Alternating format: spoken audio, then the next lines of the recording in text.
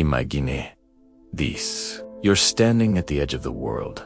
A vast, churning sea in front of you. An impassable barrier. Behind you, the ground trembles. The thunder isn't from a storm, but from the pounding of thousands of chariot wheels and the war cries of a relentless army. This was the terrifying reality for the Israelites. After centuries of brutal slavery in Egypt, they were finally free, led by Moses toward a promised land. But their freedom felt cruelly short-lived. Pharaoh, his heart hardened and filled with rage, had changed his mind. He mustered his entire military might, his elite charioteers, his best soldiers to hunt them down. The Israelites weren't warriors. They were families, men, women, children, carrying what little they owned. Now, they were trapped. Before them, the Red Sea. Behind them, Pharaoh's army, closing in fast. There was nowhere to run, nowhere to hide. Panic swept through the crowd like a wildfire. Cries of despair filled the air. They turned on Moses, their voices laced with fear and accusation.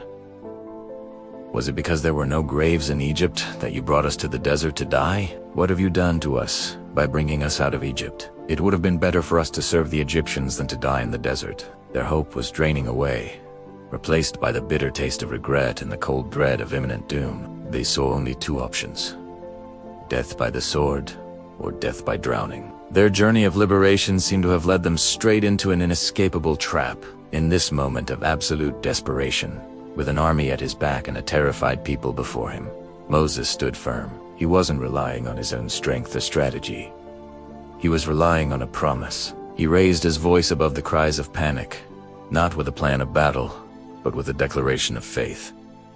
"Do not be afraid," he commanded. "Stand firm, and you will see the deliverance the Lord will bring you today. The Egyptians you see today you will never see again. The Lord will fight for you. You need only to be still." Imagine the weight of those words in that moment. Be still. With an army about to descend upon them. It must have sounded insane, but then the divine instruction came to Moses. "Lift up your staff and stretch out your hand over the sea to divide the water so that the Israelites can go through the sea on dry ground." So Moses, a symbol of unwavering faith amidst overwhelming fear, stretched his hand out over the restless sea, and then the impossible began to happen. A wind started to blow. This wasn't just a coastal breeze. The Bible describes it as a strong east wind that blew all through the night. It was a powerful, persistent, supernatural force. Hour after hour, it pushed against the vast body of water. Slowly, miraculously, the waters began to recede. They didn't just evaporate or drain away. They pulled back, piling up on themselves. The chaotic, churning sea was being tamed, disciplined by an unseen hand. Where there was once impassable water, a path began to emerge. The seabed, once slick with mud and silt, became dry land. A corridor opened up right through the heart of the Red Sea, a pathway to safety carved out of an obstacle of death. The water formed a wall on their right, and on their left, two towering, liquid walls held back by nothing visible, defying gravity, defying nature. The air would have been thick with the salty spray, the roar of the wind, and the sound of the contained, mighty waters. The Israelites, who moments before were certain of their demise, now stared at a sight that would be etched into human history forever. A miracle was unfolding before their very eyes. As dawn broke, the path was clear. Moses led the people forward. Can you imagine taking that first step, walking onto the dry seabed, the immense walls of water looming on either side? It was a walk of pure faith. They could see fish and sea creatures swimming within the liquid walls, a surreal and terrifying aquarium. Every step was a testament to their trust in the God who had made a way where there was no way. The entire nation, men, women, children, and their livestock began their procession through the depths of the sea. Seeing the Israelites escaping, the Egyptian army charged in after them, chariots and all, thundering down the same dry path. They were confident, arrogant, believing their prey was still within reach, but their pursuit was happening on God's terms, not their own. The ground that was dry for the Israelites became mire for the Egyptians. Their heavy chariot wheels got stuck, throwing their advance into chaos and confusion. Panic began to set in among the pursuers. "Let's get away from the Israelites," they shouted. "The Lord is fighting for them against Egypt." Once the last Israelite had set foot safely on the other side, the command came to Moses once more. "Stretch out your hand over the sea so that the waters may flow back over the Egyptians and their chariots and horsemen." Moses obeyed.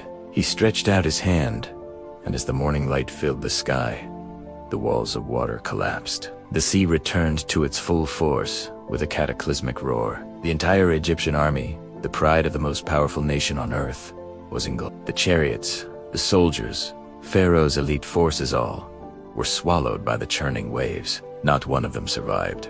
When the Israelites looked back, they saw the bodies of their former masters washed up on the shore.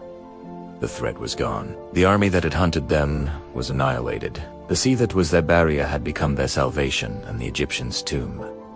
Their journey wasn't just about escape, it was about deliverance.